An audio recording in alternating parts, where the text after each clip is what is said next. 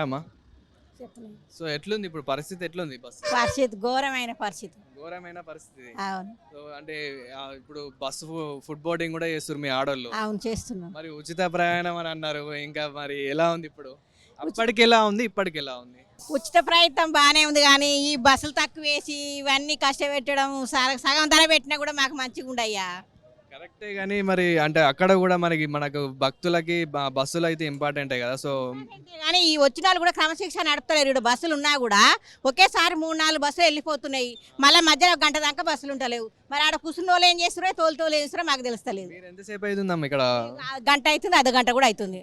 గంట అవుతుంది. సో చూసారు కదా, గంట అవుతుంది కానీ ఒక్క బస్సు కూడా రావడం లేదు. అంటే ఇది పరిస్థితి ఇక్కడనే కాదు, ఓవరాల్ తెలంగాణ ఎక్కడ ఏ బస్ స్టాండ్లో చూసినా కానీ సో అదే పరిస్థితి. ఆపుతలేరు. ఆపుతలేదు. మీరు ఇప్పుడు ఎక్కడికి వెళ్ళాలి? ఎక్కడి నుండి వస్తారు, ఎక్కడికి వెళ్ళాలి? నేనా ఈసీఎల్ నాగారం నుంచి వస్తున్నా. ఇక్కడ మళ్ళీ ఇక్కడ చేంజ్ కావాలా బస్సు? సో ఇక్కడ మళ్ళీ ఎక్కడికి వెళ్ళాలి? మైత్రివనం మైత్రివనం ఆఫీసా? ఆఫీస్కి. సో ఒక 9-10కి వెళ్ళాల్సింది, ఇప్పుడు 11 అయిపోయింది. రిజిస్టర్ వెళ్ళిపోతుంది, అటెండెక్స్ పడదు.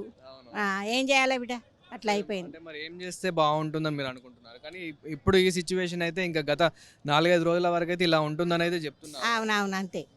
వచ్చినాక కూడా బస్సులు క్రమశిక్షణ నడుపుతలేరు. ఒకేసారి 5-6 బస్సులు వెళ్ళిపోతున్నాయి. మధ్యాహ్నం గంట దాకా బస్సులు ఉంటలేవు. అదొకటి మంచిగా మెయింటైన్ చేస్తే కొద్దిగా ప్రాబ్లం అనేది సాల్వ్ అవుతుంది. అదే ఒకప్పుడు మనం సికింద్రాబాద్లో చూసుకో. ఇది వచ్చిందా మీదేనా బస్సు? ఓకే అండి, వెళ్ళండి.